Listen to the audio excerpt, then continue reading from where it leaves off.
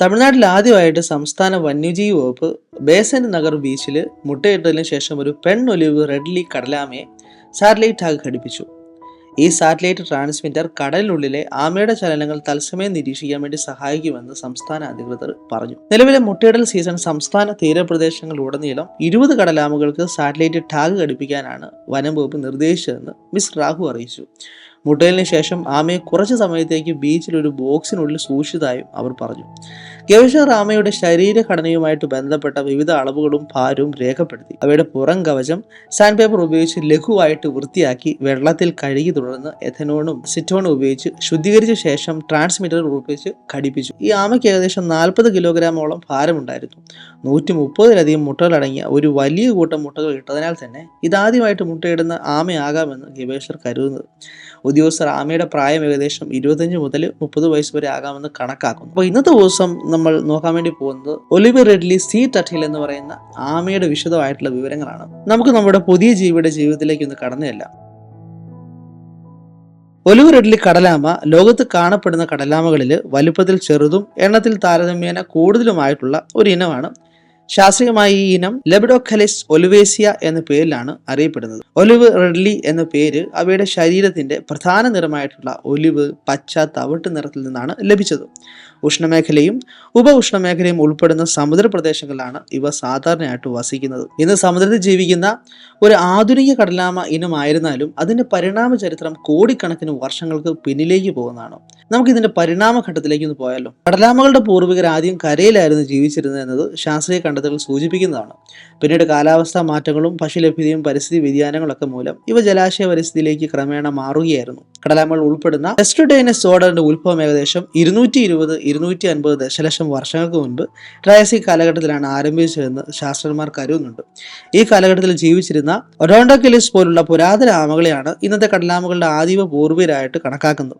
അവയ്ക്ക് പൂർണ്ണമായിട്ട് വികസിച്ച പുറംകവചം ഇല്ലായിരുന്നുവെങ്കിലും പരിണാമത്തിന്റെ ആദ്യഘട്ടത്തിൽ ആമകൾ രൂപപ്പെടുന്നു എന്നതിന് ശക്തമായിട്ടുള്ള തെളിവുകൾ ഇവ നൽകുന്നുണ്ട്.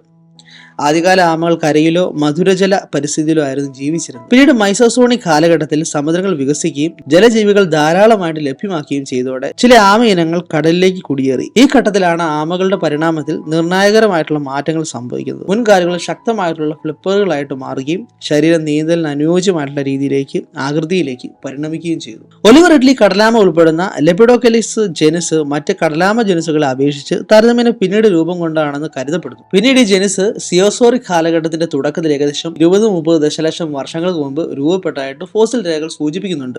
ഈ കാലഘട്ടത്തിൽ സമുദ്രപ്രവാഹങ്ങളിലും തീരദേശ രൂപഭേദങ്ങളിലും ഒക്കെ ഉണ്ടായ മാറ്റങ്ങൾ ഈ ഇനങ്ങളുടെ വ്യാപനത്തിന് സഹായകരമായി. ഒലിവ് റെഡ്ലി കടലാമയുടെ പരിണാമത്തിൽ ഏറ്റവും ശ്രദ്ധേയമായ ഘട്ടങ്ങളിലൊന്ന് ചെറിയ വലുപ്പവും വേഗമേറിയ നീന്തൽ ശേഷിയാണ്. വലിയ വലിപ്പമുള്ള മറ്റ് കടലാമകളെ അപേക്ഷിച്ച് ഇവ വേഗത്തിൽ സഞ്ചരിക്കുന്നതിനും വ്യത്യസ്ത സമുദ്ര പരിസ്ഥിതിയോട് പൊരുത്തപ്പെടാനുള്ള കഴിവ് ഉണ്ടായവരാണ്. കൂടാതെ ആയിരക്കണക്കിന് ആമകൾ ഒരേ സമയം മുട്ടയിടുന്ന അരിബാഡ എന്ന അപൂർവ സ്വഭാവം ഈ ഇനത്തിന്റെ നിലനിൽപ്പിനായിട്ട് പരിണാമത്തിലൂടെ രൂപപ്പെട്ട ഒരു സംരക്ഷണ തന്ത്രമായിട്ട് കണക്കാക്കപ്പെടുന്നു. മെക്സിക്കോ, പെറു, ഇന്ത്യ, പാകിസ്ഥാൻ തുടങ്ങിയ പ്രദേശങ്ങളിൽ നിന്നുള്ള ഫോസിൽ കണ്ടെത്തലുകൾ ലെപ്പിഡോക്കലിസ് ജനുസ് പുരാതന കാലം മുതൽ തന്നെ ഉഷ്ണമേഖലാ സമുദ്രങ്ങളിൽ വ്യാപകമായിട്ട് നിലനിന്നിരുന്നുവെന്ന് തെളിവാക്കപ്പെടുന്നുണ്ട്. DNA പഠനങ്ങളും ജനറ്റിക് ഗവേഷണങ്ങളും ഒലിവ് റെഡ്ലി കടലാമകൾ മറ്റ് കടലാമകളുമായിട്ട് അടുത്ത ബന്ധം പുലർത്തുന്നതായിട്ട് കണക്കാക്കുന്നു. എന്നാൽ അവയ്ക്കുള്ള പ്രത്യേക സ്വഭാവങ്ങൾ ദീർഘകാല പരിണാമത്തിന്റെ ഫലമായിട്ടും വ്യക്തമാക്കുന്നു. ചുരുക്കി പറഞ്ഞാൽ ഒലിവ് റെഡ്ലി കടലാമയുടെ പരിണാമ ചരിത്രം ഭൂമിയിലെ ജീവജാലങ്ങളുടെ ദീർഘവും അതിശയകരവുമായിട്ടുള്ള മാറ്റങ്ങളുടെ കഥയാണ്. കരജീവിതത്തിൽ നിന്ന് ആരംഭിച്ചു സമുദ്രങ്ങളുടെ ആഴങ്ങളിലേക്ക് മാറിയ ആമകളുടെ കഥ പ്രകൃതിയുടെ അനന്തമായിട്ടുള്ള അനുകൂല ശേഷിയെ പ്രതിഫലിപ്പിക്കുന്നു. ലെബഡോക്കലിസ് ഒലിവേസിയ എന്ന ഒലിവ് റെഡ്ലി കടലാമ ഇന്ന് സമുദ്ര പരിസ്ഥിതിയുടെ പ്രധാന ഘടകമായിട്ട് നിലനിൽക്കുകയാണ്. കോടിക്കണക്കിന് വർഷങ്ങളായിട്ട് നടന്ന പരിണാമത്തിന്റെ വിജയകരമായിട്ടുള്ള ഫലമാണെന്ന് പറയാം. ഇനി നമുക്ക് ഈ ജീവിയെ പറ്റിയുള്ള ചില ഇൻട്രസ്റ്റിംഗ് ഫാക്ടേഴ്സ് നോക്കുകയാണെങ്കിൽ ഒലിവ് റെഡ്ലി കടലാമ ലോകത്തിലെ ഏറ്റവും കൗതുകരവും അതുല്യവുമായിട്ടുള്ള കടലാമ ഇനങ്ങളിലൊന്നാണ്. ചെറിയ വലിപ്പം, അപൂർവമായിട്ടുള്ള കൂട്ടമുട്ടയിടൽ ശീലം, ദീർഘദൂര സമുദ്ര യാത്രകൾ എന്നിവയിലൂടെ കടലാമ ശാസ്ത്രജ്ഞരുടെയും പ്രകൃതി പ്രേമികളുടെയൊക്കെ ശ്രദ്ധ നേടിയിട്ടുണ്ട്. ഒലിവ് റെഡ്ലി കടലാമയെക്കുറിച്ചുള്ള ചില അതിശയകരമായിട്ടുള്ള വസ്തുക്കൾ നമുക്ക് നോക്കിക്കഴിഞ്ഞാൽ ലോകത്തിലെ ഏറ്റവും വലിയ കൂട്ടമുട്ടയിടൽ എന്ന രീതിയിൽ ശ്രദ്ധ ആകർഷിച്ചാണ് ഇവയുടെ ജീവിതം. ഒലിവ് റെഡ്ലി കടലാമയുടെ ഏറ്റവും ശ്രദ്ധേയമായിട്ടുള്ള പ്രത്യേകത തന്നെ അരിബാഡ എന്നറിയപ്പെടുന്ന കൂട്ടമുട്ടയിടൽ രീതിയാണ്. ഒരേ സമയത്ത് ആയിരക്കണക്കിന് പെൺകടലാമകൾ എത്തി മുട്ടയിടുന്ന ഈ കാഴ്ച പ്രകൃതിയിലെ അത്ഭുതങ്ങളിലൊന്നാണ്. ഇന്ത്യയിലെ ഒഡീഷയിലെ ഗാഹിർമാഥ, ഋഷികുല്യ തീരങ്ങൾ ലോക പ്രശസ്തമായിട്ടുള്ള അരിബാഡ കേന്ദ്രങ്ങളാണ്. മറ്റു കടലാമകളെ അപേക്ഷിച്ച് ഒലിവ് റെഡ്ലി കടലാമകൾ വലുപ്പത്തിൽ ചെറുതായിരിക്കും. സാധാരണയായിട്ട് 35-45 കിലോഗ്രാം മാത്രമാണ് ഇവയുടെ ഭാരം. ഈ ചെറിയ ശരീരഘടന ഇവയ്ക്ക് വേഗത്തിൽ നീന്താൻ വേണ്ടിയും വ്യത്യസ്ത സമുദ്ര പരിസ്ഥിതിയിൽ എളുപ്പത്തിൽ പൊരുത്തപ്പെടാനും ഒക്കെ സഹായിക്കുന്നുണ്ട്. ഒരു പെൺ ഒലിവ് റെഡ്ലി കടലാമ ഒരു ഒറ്റ മുട്ടയിടലിൽ 100 മുതൽ 150 വരെ മുട്ടകൾ ഇടാറുണ്ട്. ചിലപ്പോൾ ഒരു സീസണിൽ തന്നെ ഇവ 2-3 തവണ മുട്ടയിടുകയും ചെയ്യും. ഇത്രയധികം മുട്ടകൾ ഇടുന്നത് പ്രകൃതിയിലെ ഉയർന്ന മരണനിരക്കിനെ നേരിടാനുള്ള ഒരു പരിണാമ തന്ത്രമായിട്ടാണ് ശാസ്ത്രജ്ഞന്മാർ കാണുന്നത്. ഇവ സാധാരണയായിട്ട് രാത്രി സമയത്താണ് മുട്ടയിടാൻ തീരത്തെത്തുന്നത്. ഇത് മനുഷ്യരുടെ ഇടപെടലുകളും വേട്ടമൃഗങ്ങളുടെ ആക്രമണം ഒഴിവാക്കാൻ വേണ്ടി സഹായിക്കുന്ന ഒരു സ്വാഭാവിക സംരക്ഷണ രീതി കൂടിയാണ്. ഇവ ആയിരക്കണക്കിന് കിലോമീറ്റർ വരെ സമുദ്രത്തിലൂടെ സഞ്ചരിക്കാനുള്ള കഴിവ് പുലർത്തുന്നുണ്ട്. ഉപഗ്രഹ ടാഗിംഗ്, സാറ്റലൈറ്റ് പഠനങ്ങൾ ഒലിവ് റെഡ്ലി കടലാമകൾ രാജ്യത്തിന്റെ അതിർത്തികൾ വരെ മറികടന്ന് അന്തർദേശീയ സമുദ്രപാതയിലൂടെ സഞ്ചരിക്കുന്നതായിട്ട് തെളിഞ്ഞിട്ടുണ്ട്. ഇവയുടെ പ്രായം നിർണ്ണയിക്കുന്നത് വളരെ ബുദ്ധിമുട്ടാണ്. സാധാരണയായിട്ട് ഇവ 25 മുതൽ 30 വർഷം പ്രായമാകുമ്പോഴാണ് ലൈംഗിക പക്വത കൈവരിക്കുന്നതെന്ന് ശാസ്ത്രജ്ഞന്മാർ കണക്കാക്കപ്പെടുന്നുണ്ട്. ഇവ ഒരു സർവ്വഭോജികളായിരിക്കും. ജെല്ലി ഫിഷ്, ചെറുമീനുകൾ, ചെമ്മീൻ, ഞണ്ട് തുടങ്ങിയ ജീവികളോടൊപ്പം കടൽ പച്ചകളും ആൽഗകളും ഇവയുടെ ഭക്ഷണത്തിലുണ്ട്. അതിലൂടെ സമുദ്രത്തിലെ ഭക്ഷ്യശൃംഖലയുടെ സമത്വം നിലനിർത്താൻ വേണ്ടി ഇത് വലിയ പങ്ക് വഹിക്കുന്നുണ്ട്. ഇന്ത്യ ലോകത്തിലെ ഏറ്റവും പ്രധാനപ്പെട്ട ഒലിവ് റെഡ്ലി മുട്ടയിടൽ കേന്ദ്രങ്ങളൊന്നാണ്. ഒഡീഷ, ആന്ധ്രാപ്രദേശ്, തമിഴ്നാട്, കേരളം എന്നീ സംസ്ഥാനങ്ങളിലെ തീരങ്ങൾ ഇവയുടെ പ്രജനനത്തിന് നിർണായകമാണ്. ഇന്ത്യയിൽ ഒലിവ് റെഡ്ലി കടലാമയെ സംരക്ഷിക്കാൻ വേണ്ടി നിരവധി സർക്കാർ സന്നദ്ധ സംഘടനകൾ പ്രവർത്തിച്ചു വരുന്നുണ്ട്.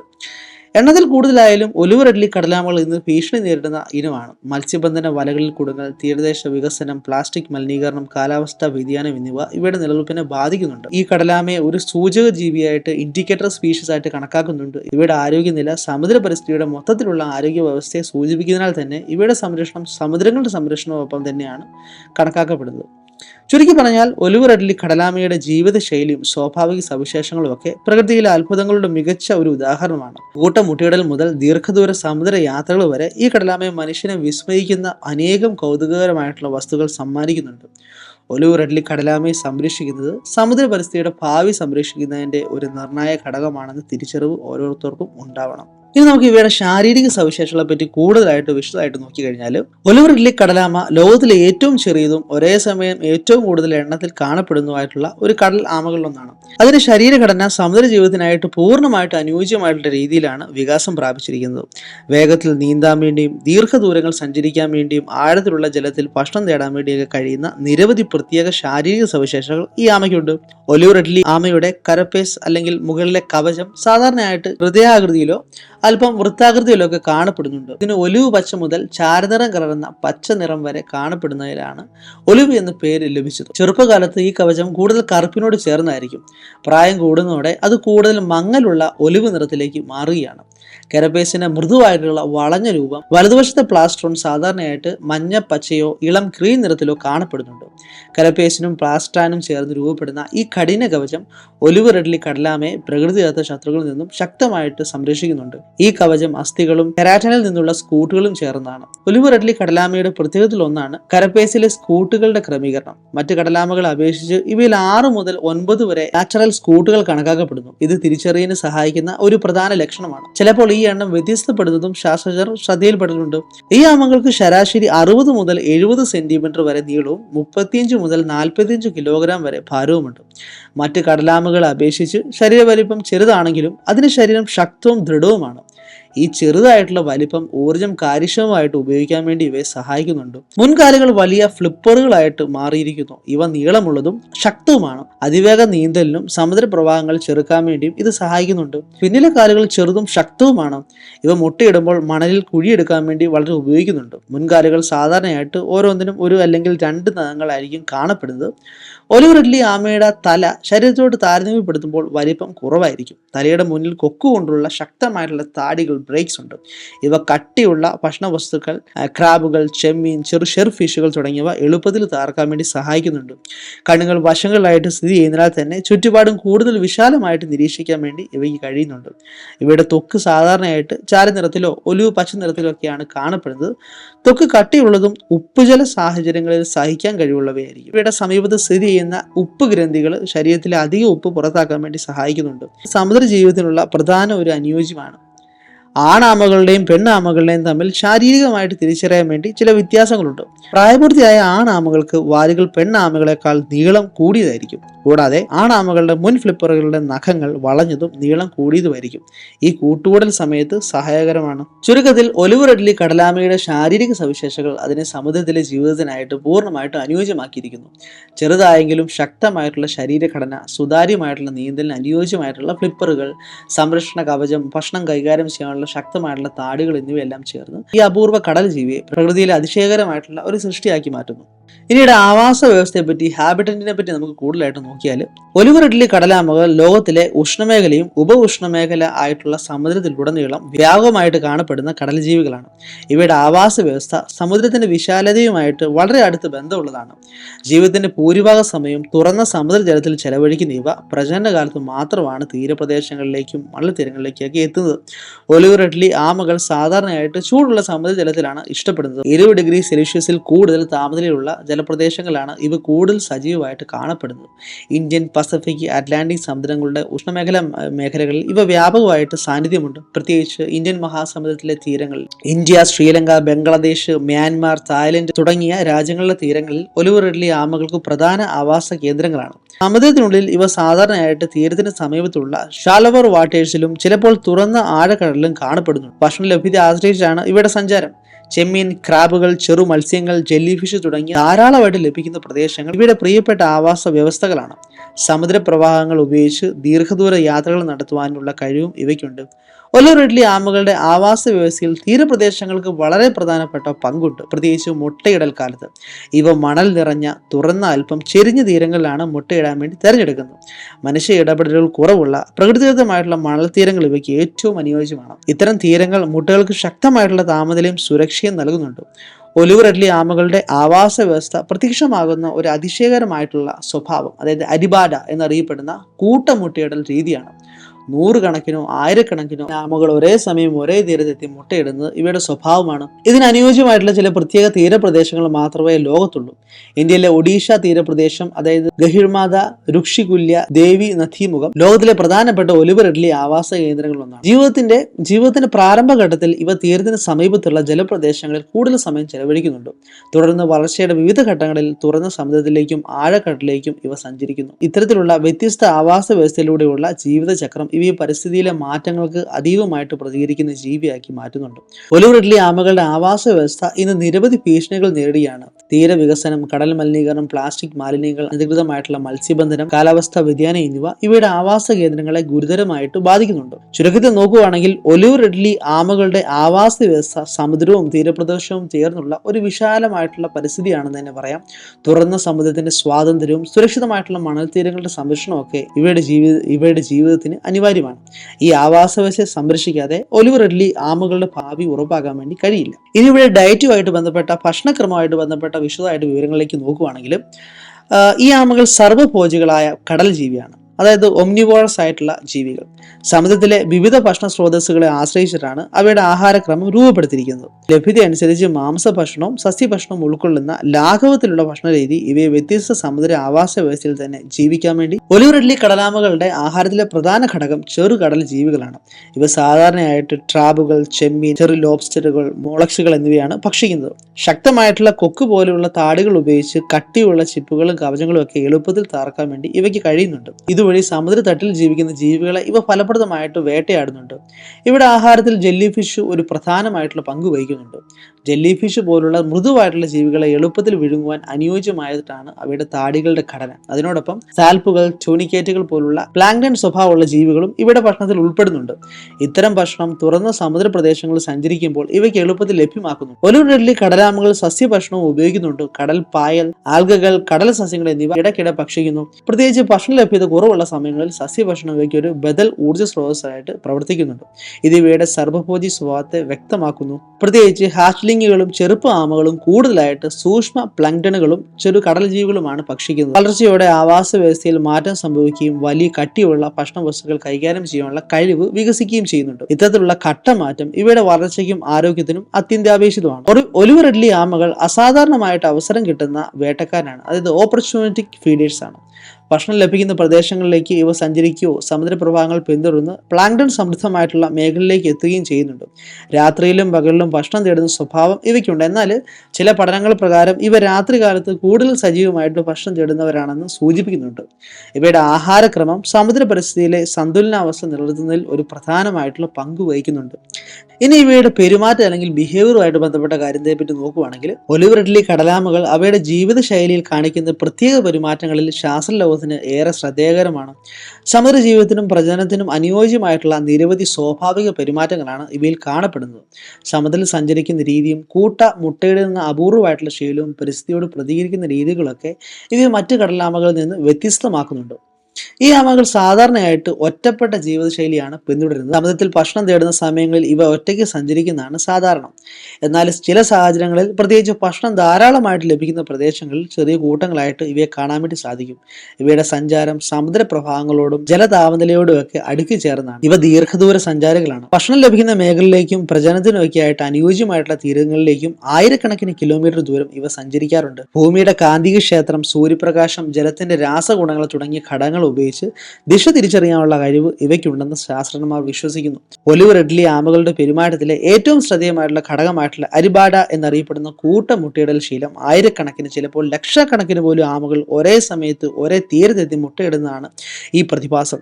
സുരക്ഷ, ശത്രുക്കളിൽ നിന്നുള്ള സംരക്ഷണം, മുട്ടയിടകളുടെ വിജയകരമായിട്ടുള്ള വിരിയൽ എന്നിവയ്ക്ക് ഈ പെരുമാറ്റം സഹായകരമാവുമെന്ന് കരുതപ്പെടുന്നുണ്ട്. മുട്ടയിടൽ സമയത്ത് പെണ്ണാമകൾ വളരെ ക്രമബന്ധമായിട്ടുള്ള പെരുമാറ്റം പ്രകടിപ്പിക്കുന്നുണ്ട്. തീരത്തെത്തിയ ശേഷം അവ മണലിൽ കുഴിയിടുകയും സാധാരണയായിട്ട് 80 മുതൽ 120 വരെ മുട്ടകൾ ഇടുകയും ചെയ്യുന്നു. മുട്ടകൾ മൂടിയ ശേഷം അവ വീണ്ടും സമുദ്രത്തിലേക്ക് മടങ്ങും. ഈ ഘട്ടത്തിൽ മാതാപിതാ പരിപാലനം ഒന്നുമില്ലെന്നാണ് ഒലിവ് റിഡ്ലി ആമകളുടെ ഒരു പ്രത്യേക സ്വഭാവമാണ്. ഹാച്ചിങ്ങുകൾ വിരിയുമ്പോൾ കാണിക്കുന്ന പെരുമാറ്റവും അതീവ അതിശയകരമാണ്. മുട്ടകൾ വിരിഞ്ഞ ശേഷം അവ പ്രകാശത്തിനോടുള്ള സ്വാഭാവിക ആകർഷണം മൂലം കടലിലേക്ക് നീങ്ങുകയാണ്. പ്രകൃതിദത്തമായിട്ടുള്ള ചന്ദ്രപ്രകാശത്തിന്റെ പ്രതിഫലമായിട്ടാണ് സാധാരണയായിട്ട് ഇവ കടലിലേക്ക് നയിക്കുന്നത്. എന്നാൽ മനുഷ്യരുണ്ടാക്കുന്ന കൃത്രിമ പ്രകാശങ്ങൾ ഈ പെരുമാറ്റത്തെ തെറ്റിദ്ധരിപ്പിക്കുകയും അപകടങ്ങൾ സൃഷ്ടിക്കുകയും ചെയ്യുന്നുണ്ട്. ഒലിവ് റിഡ്ലി ആമകൾ സാധാരണയായിട്ട് രാത്രികാലത്ത് കൂടുതൽ സജീവമാണെന്ന് പറഞ്ഞു. പ്രത്യേകിച്ച് മുട്ടയിടലും ചില ഭക്ഷണശീലങ്ങളും രാത്രിയിൽ കൂടുതൽ നടക്കുന്നുണ്ട്. ഇത് ശത്രുക്കളിൽ നിന്ന് സംരക്ഷണം നേടാൻ വേണ്ടിയും ചൂട് കുറയ്ക്കുവാനുള്ള അന്തരീക്ഷം പ്രയോജനപ്പെടുത്താനും ഒക്കെ സഹായിക്കുന്നുണ്ട്. ഇവയുടെ പ്രതിരോധ പെരുമാറ്റം സാധാരണയായിട്ട് ആക്രമണാസക്തമല്ല. അപകടം നേടുമ്പോൾ വേഗത്തിൽ ഇവ നീന്തി ഒഴിഞ്ഞു മാറുകയാണ് ചെയ്യുന്നത്. അതുപോലെ തന്നെ ആഴങ്ങളിലേക്ക് മുങ്ങുക, അല്ലെങ്കിൽ കവചത്തിനുള്ളിൽ തലയും കാലും ഒക്കെ ഒതുക്കി സംരക്ഷണം നേടുക എന്നിങ്ങനെയുള്ള സ്വാഭാവികമായിട്ടുള്ള രീതികളാണ് ഇവ പിന്തുടരുന്നത്. ശക്തമായിട്ടുള്ള കവചം ഇവയെ പ്രധാന പ്രതിരോധ ആയുധം തന്നെയാണ്. ഒലിവ് റിഡ്ലി ആമകൾക്ക് സാമൂഹിക ഇടപെടൽ വളരെ പരിമിതമായിരിക്കും. അരിബാധ പോലുള്ള പ്രത്യേക സാഹചര്യങ്ങൾ ഒഴികെ ശബ്ദ ആശയവിനിമയം ഇവയ്ക്ക് കാണപ്പെടുന്നില്ല. പകരം സ്പർശനം, ജലചലനങ്ങൾ, രാസ സിഗ്നലുകൾ എന്നിവയിലൂടെയാണ് പരോക്ഷമായിട്ടുള്ള ഇടപെടലുകൾ നടക്കുന്നത്. മനുഷ്യനുണ്ടാക്കുന്ന പരിസ്ഥിതി മാറ്റങ്ങൾ ഇവയുടെ സ്വാഭാവിക പെരുമാറ്റത്തെ ഗുരുതരമായിട്ട് ബാധിക്കുന്നുണ്ട്. ചുരുക്കത്തിൽ പറയുവാണെങ്കിൽ ഒലിവ് റിഡ്ലി ആമകൾ അവയുടെ പെരുമാറ്റം പ്രകൃതിയിലെ അതുല്യമായിട്ടുള്ള ക്രമീകരണത്തിന്റെ ഉദാഹരണമാണ്. ഒറ്റപ്പെട്ട ജീവിതശൈലിയും ദീർഘദൂര സഞ്ചാരങ്ങളും അരിബാഡ പോലുള്ള അപൂർവ പെരുമാറ്റങ്ങളും ഒക്കെ ഇവയെ സമുദ്ര പരിസ്ഥിതിയിലെ ഒരു അതിശയകരമായിട്ടുള്ള ജീവിയായിട്ട് ഉയർത്തുന്നുണ്ട്. ഈ സ്വാഭാവിക പെരുമാറ്റങ്ങൾ സംരക്ഷിക്കപ്പെടുമ്പോഴേ ഒലിവ് റിഡ്ലി കടലാമകളുടെ ഭാവി സുരക്ഷിതമാകൂ. ഇനി ഇവയുടെ റീപ്രൊഡക്ഷനുമായിട്ട് ബന്ധപ്പെട്ട അല്ലെങ്കിൽ പ്രജനനവുമായിട്ട് ബന്ധപ്പെട്ട കൂടുതൽ വിവരങ്ങളിലേക്ക് നോക്കുകയാണെങ്കിൽ ഇവയുടെ പ്രജനന രീതി പ്രകൃതിയിലെ ഏറ്റവും അതിശയകരമായിട്ടുള്ള പ്രതിഭാസങ്ങളൊന്നായിട്ട് കണക്കാക്കപ്പെടുന്നുണ്ട്. പ്രത്യേകിച്ച് അരിബാഡ എന്നറിയപ്പെടുന്ന മുട്ടയിടൽ ശീലം ഇവയെ മറ്റ് കടലാമകളിൽ നിന്ന് വ്യത്യസ്തപ്പെടുന്നുണ്ട്. ഈ പ്രജനന പ്രക്രിയ സമുദ്ര ജീവിതത്തിനും തീരപരിസ്ഥിതിക്കും തമ്മിലുള്ള ആഴത്തിലുള്ള ബന്ധം വ്യക്തമാക്കുന്നുണ്ട്. ഒലിവ് റിഡ്ലി ആമകൾ സാധാരണയായിട്ട് ലൈംഗിക പ്രായപൂർത്തി നേടുന്നത് 10 മുതൽ 15 വർഷത്തിനിടെയാണ്. എന്നാൽ ചില സാഹചര്യങ്ങളിൽ ഇതിന് കൂടുതൽ സമയം എടുക്കാം.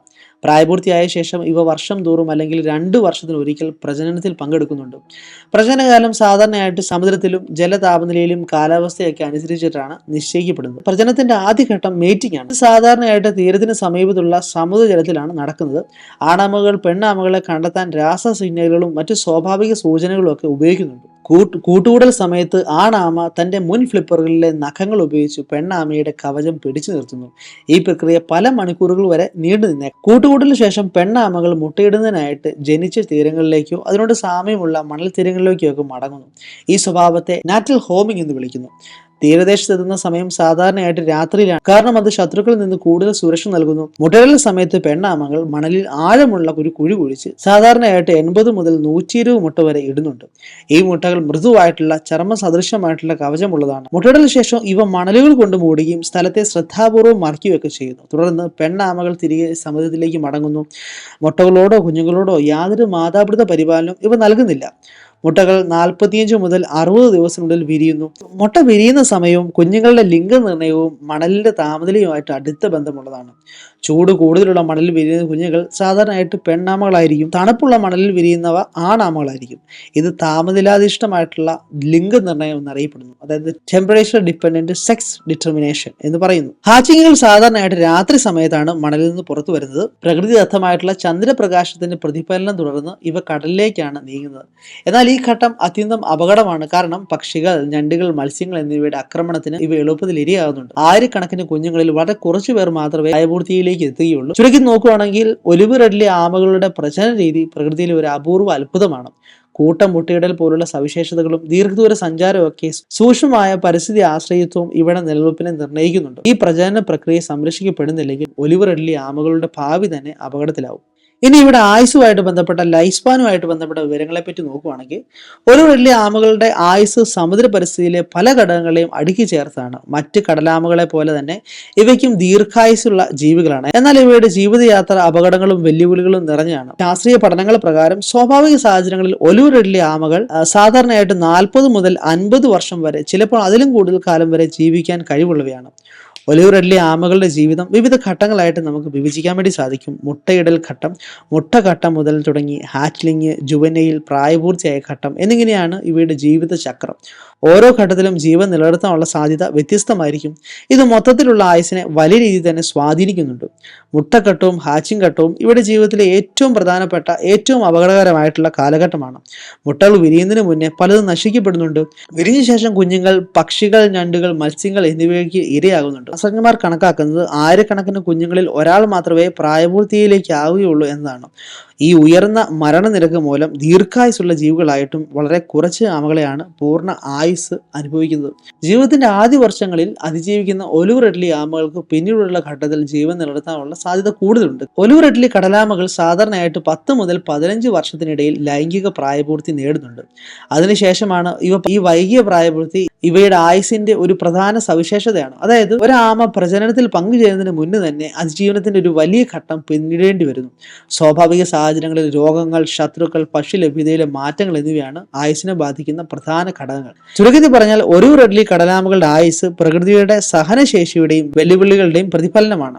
ദീർഘകാലം ജീവിക്കാൻ കഴിവുള്ള ജീവികളായിട്ടും അവയുടെ ജീവിതം അനിശ്ചിതത്വങ്ങൾ നിറഞ്ഞാണ്. ഈ അപൂർവ കടൽജീവിയുടെ പൂർണ്ണ ആയുസ് ഉറപ്പാക്കാൻ വേണ്ടി അവയുടെ ആവാസ വ്യവസ്ഥയും ജീവിതചക്രത്തിലെ എല്ലാ ഘട്ടങ്ങളും സംരക്ഷിക്കപ്പെടേണ്ടത് അനിവാര്യമാണ്. ഇനി ഇവിടെ ഭീഷണികളും ശത്രുക്കളെ പറ്റി വിശദമായിട്ട് നോക്കുകയാണെങ്കിൽ ഒലിവ് റെഡ്ലി കടലാമകൾ ദീർഘമായിട്ട് ഭൂമിയിലെ സമുദ്രത്തിൽ ജീവിച്ചു വരുന്ന ശക്തമായിട്ടുള്ള ജീവികളായിരുന്നാലും ഇന്നത്തെ കാലത്ത് അവയുടെ നിലനിൽപ്പ് ഗുരുതരമായിട്ടുള്ള വെല്ലുവിളികൾ നേരിടുന്നതായിട്ട് നമ്മൾ നേരത്തെ പറഞ്ഞു. പ്രകൃതിദത്ത ശത്രുക്കളും മനുഷ്യനുണ്ടാക്കുന്ന ഭീഷണികളും ചേർന്നിട്ടാണ് അവയുടെ ജനസംഖ്യ കുറയ്ക്കാനുള്ള പ്രധാനമായിട്ടുള്ള കാരണം. ജീവചക്രത്തിന്റെ ഓരോ ഘട്ടത്തിലും വ്യത്യസ്തമായിട്ടുള്ള അപകടങ്ങളാണ് ഇവയെ ബാധിക്കുന്നത്. പ്രകൃതിദത്ത ശത്രുക്കളെ പറ്റി നോക്കുകയാണെങ്കിൽ ഒലിവ് റെഡ്ലി ആമകളുടെ ജീവിതത്തിലെ ഏറ്റവും അപകടകരമായിട്ടുള്ള ഘട്ടം മുട്ടകളും ഹാച്ചിങ്ങുകളുമാണെന്ന് തന്നെ പറയാം. മുട്ടകൾ മണലിൽ മറഞ്ഞു കിടക്കുന്നുണ്ടെങ്കിലും ഞണ്ടുകൾ, പല്ലികൾ, നായ്കൾ, കാട്ടുപന്നികൾ, നരികൾ, പക്ഷികൾ എന്നിവ മുട്ടകൾ കുഴിച്ചെടുത്ത് ഭക്ഷിക്കുന്നു. ചില പ്രദേശങ്ങളിൽ മനുഷ്യരും അനധികൃതമായിട്ട് മുട്ടകൾ ശേഖരിക്കപ്പെടുന്നതും കാണപ്പെടുന്നുണ്ട്. ഹാച്ചിങ്ങുകളും മണലിൽ നിന്ന് കടലിലേക്കുള്ള യാത്ര ആരംഭിക്കുന്ന ഘട്ടത്തിൽ നിരവധി ശത്രുക്കൾ ഇവയെ ആക്രമിക്കുന്നുണ്ട്. കടൽ കാക്കകൾ, കൊക്കുകൾ, കഴുകന്മാർ, ഞണ്ടുകൾ എന്നിവയാണ് തീരപ്രദേശങ്ങളിലെ പ്രധാനമായിട്ടുള്ള ശത്രുക്കൾ. കടലിലേക്ക് എത്തിയാലും അപകടങ്ങൾ അവസാനിക്കുന്നില്ല. ഈ മത്സ്യങ്ങൾ, ഷാർക്കുകൾ തുടങ്ങിയവ കുഞ്ഞുങ്ങളെ എളുപ്പത്തിൽ വേട്ടയാക്കുന്നുണ്ട്. പ്രായപൂർത്തിയായ ഒലിവ് റെഡ്ലി ആമകൾക്ക് പ്രകൃതിദത്ത ശത്രുക്കൾ വളരെ കുറവാണെന്ന് തന്നെ പറയാം. കാരണം ശക്തമായിട്ടുള്ള കവചവും വലിപ്പവും കാരണം ഇവയെ ആക്രമിക്കാൻ കഴിയുന്നവ കുറവാണ്. എന്നിരുന്നാലും ഷാർക്കുകൾ, ഓൾക്കകൾ, അതായത് കില്ലർ വോൾ തുടങ്ങിയ വലിയ സമുദ്ര വേട്ടക്കാർ ചിലപ്പോൾ പ്രായപൂർത്തിയായ ആമകളെ ആക്രമിക്കുന്നതായിട്ട് രേഖപ്പെടുത്തിയിട്ടുണ്ട്. ഇനി ഇവിടെ സംരക്ഷണ നില കൺസർവേഷൻ സ്റ്റാറ്റസ് നോക്കുകയാണെങ്കിൽ ഒലിവ് റെഡ്ലി കടലാമകൾ ലോകത്തിലെ ഏറ്റവും വ്യാപകമായിട്ട് കാണപ്പെടുന്ന കടലാമകളായിരുന്നാലും ഇന്നത്തെ കാലത്ത് അവയുടെ നിലനിൽപ്പ് ഗുരുതരമായിട്ടുള്ള ഭീഷണികൾ നേരിടുകയാണ്. അന്താരാഷ്ട്ര പ്രകൃതി സംരക്ഷണ സംഘടനയായിട്ടുള്ള IUCN international union for conservation of nature olive ridley കടലാമയെ വൾണറബിൾ, അതായത് അപകട സാധ്യതയുള്ള ജീവി എന്ന വിഭാഗത്തിലാണ് ഉൾപ്പെടുത്തിയിരിക്കുന്നത്. അതിന്റെ അർത്ഥം നിലവിലെ ഭീഷണികൾ തുടരുകയാണെങ്കിൽ അടുത്ത കാലയളവിൽ തന്നെ ഇവ വംശനാശ ഭീഷണിയിലേക്ക് നീങ്ങാൻ വേണ്ടി സാധ്യതയുണ്ടെന്നാണ്. ഒലിവ് റെഡ്ലി ആമകളുടെ സംരക്ഷണ നില വിലയിരുത്തുമ്പോൾ ലോകമൊട്ടാകെ ഇവയുടെ ജനസംഖ്യയിൽ വലിയ വ്യത്യാസങ്ങൾ കാണപ്പെടുന്നുണ്ട്. ചില പ്രദേശങ്ങളിൽ, പ്രത്യേകിച്ച് ഇന്ത്യയിലെ ഒഡീഷ തീരങ്ങളിൽ പോലുള്ള അരുബാല കൂട്ട കേന്ദ്രങ്ങളിൽ ഇപ്പോഴും വലിയ തോതിൽ തന്നെ ഇവ മുട്ടയിടൽ നടക്കുന്നുണ്ട്. എന്നാൽ മറ്റു പല പ്രദേശങ്ങളിലും ജനസംഖ്യ ഗണ്യമായിട്ട് കുറഞ്ഞതായിട്ട് പഠനങ്ങൾ സൂചിപ്പിക്കുന്നുണ്ട്. ഈ അസമത്വമാണ് ഇവയുടെ സംരക്ഷണ നിലയെ കൂടുതൽ സങ്കീർണമാക്കുന്നത്. ഒലിവ് റെഡ്ലി കടലാമകൾ ഇന്നും ഭൂമിയിലെ സമുദ്രങ്ങളിൽ നിലനിൽക്കുന്നുണ്ടെങ്കിലും അവയുടെ ഭാവി പൂർണ്ണമായിട്ടും സുരക്ഷിതമല്ല. വൾണറബിൾ എന്ന സംരക്ഷണ നില നമ്മെ മുന്നറിയിപ്പ് നൽകുന്നത് ഇപ്പോൾ തന്നെ ശക്തമായിട്ടുള്ള സംരക്ഷണ നടപടികൾ സ്വീകരിച്ചില്ലെങ്കിൽ ഈ അപൂർവ കടൽജീവി ഭാവിയിൽ കൂടുതൽ ഗുരുതരമായിട്ടുള്ള ഭീഷണിയിലേക്ക് നീങ്ങുമെന്നാണ്.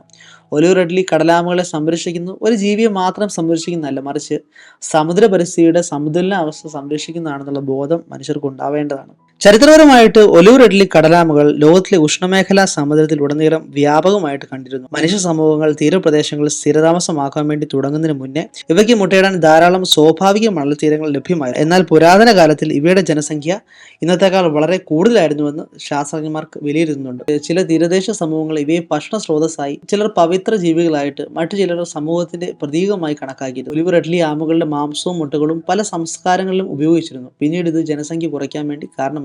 ഒലിവ് റെഡ്ലി കടലാമകളുടെ ചരിത്രത്തിലെ ഏറ്റവും ശ്രദ്ധേയമായിട്ടുള്ള സംഭവങ്ങളിൽ ഒന്നാണ് അരിബാഡ എന്ന കൂട്ടമുട്ടയിടൽ ശീലത്തിന്റെ ശാസ്ത്രീയമായിട്ടുള്ള രേഖപ്പെടുത്തൽ. 20-ാം നൂറ്റാണ്ടിന്റെ തുടക്കത്തിലാണ് ശാസ്ത്രജ്ഞന്മാർ ഈ അപൂർവ പ്രതിഭാസത്തെ വിശദമായിട്ട് പഠിക്കാൻ വേണ്ടി തുടങ്ങിയത്. ആയിരക്കണക്കിന് ലക്ഷക്കണക്കിന് ആമകൾ ഒരേ സമയം ഒരേ തീരത്തെത്തി മുട്ടയിടുന്നത് ഇന്ത്യയിലെ ഒഡീഷയിലെ തീരപ്രദേശങ്ങൾ, മെക്സിക്കോ, കോസ്റ്റോറിക്ക എന്നിവിടങ്ങളിലെ തീരങ്ങൾ അരിബാഡയ്ക്ക് പ്രശസ്തമായി. ഈ പ്രദേശങ്ങൾ ഒലിവ് റെഡ്ലി കടലാമകളുടെ ചരിത്രവും സംരക്ഷണ ശ്രമങ്ങളിലുമുള്ള പ്രധാന കേന്ദ്രങ്ങളാക്കി മാറ്റി. 20-ാം നൂറ്റാണ്ടിന്റെ മധ്യത്തിലൂടെ വ്യവസായവൽക്കരണം, അനിയന്ത്രിത മത്സ്യബന്ധനം, തീരവികസനം എന്നിവ ഒലിവ് റെഡ്ലി കടലാമകളുടെ ചരിത്രത്തിൽ ഒരു പ്രതിസന്ധി കാലഘട്ടം സൃഷ്ടിച്ചു. വലിയ തോതിൽ ആമകൾ കൊല്ലപ്പെടുകയും മുട്ടയിടൽ പ്രദേശങ്ങൾ നശിക്കുകയും ചെയ്തു. ഇതിന് ഫലമായിട്ട് പല രാജ്യങ്ങളിലും ഇവയുടെ എണ്ണം വേഗത്തിൽ കുറഞ്ഞു. ഈ പ്രതിസന്ധിയാണ് ആഗോളതലത്തിൽ സംരക്ഷണ ബോധവൽക്കരണത്തിന് തുടക്കം കുറിച്ചത്. 1970-കളിൽ മുതൽ കടലാമകളെ സംരക്ഷിക്കാൻ വേണ്ടി അന്താരാഷ്ട്ര കരാറുകളും ദേശീയ നിയമങ്ങളും രൂപപ്പെട്ട ഒലിവ് റെഡ്ലി കടലാമകൾ IUCN പട്ടികയിൽ ഉൾപ്പെടുത്തുകയും CITES പോലുള്ള കരാറുകളിലൂടെ അന്താരാഷ്ട്ര സംരക്ഷണം ലഭിക്കുകയും ചെയ്തു. ഇന്നത്തെ കാലഘട്ടത്തിൽ ഒലിവ് റെഡ്ലി കടലാമകൾ മനുഷ്യ ചരിത്രത്തിനോടൊപ്പം നിലനിൽക്കുന്ന ഒരു ജീവിത പൈതൃകമായിട്ട് കണക്കാക്കപ്പെടുന്നുണ്ട്. ദശലക്ഷക്കണക്കിന് വർഷങ്ങൾക്ക് അതിജീവിച്ച ഈ ജീവികൾ മനുഷ്യന്റെ കുറച്ചു നൂറ്റാണ്ടുകളുടെ പ്രവർത്തനങ്ങൾ മൂലം വംശനാശ ഭീഷണിയിലേക്ക് നീങ്ങുന്ന അവസ്ഥയിലാണെന്നത് ചരിത്രം നമ്മളെ പഠിപ്പിക്കുന്ന ഒരു വലിയ പാഠമാണ്. ചുരുക്കി പറഞ്ഞാൽ ഒലിവ് റെഡ്ലി കടലാമകളുടെ ചരിത്രം പരിണാമത്തിന്റെ ദീർഘയാത്രയും മനുഷ്യനുമായിട്ടുള്ള ബന്ധത്തിന്റെ സങ്കീർണതയും ഒരുമിച്ച് പ്രതിഫലിപ്പിക്കുന്നു. ഈ ചരിത്രത്തെ മാനിച്ച് ഭാവിയിൽ ഈ അപൂർവ കടൽജീവി നിലനിർത്താൻ വേണ്ടി കഴിയുന്ന തരത്തിൽ തന്നെ സംരക്ഷണ നടപടികൾ ശക്തിപ്പെടുത്തേണ്ടതും മനുഷ്യരുടെ ഉത്തരവാദിത്വമാണ്. അപ്പോൾ ഇതൊക്കെയാണ് നമ്മുടെ ഒലിവ് റെഡ്ലി കടലാമയുടെ വിശദമായിട്ടുള്ള വിശേഷങ്ങൾ. ഇനി അടുത്ത ജീവിയായിട്ട് അടുത്ത വീഡിയോയിൽ കാണാം. ബൈ.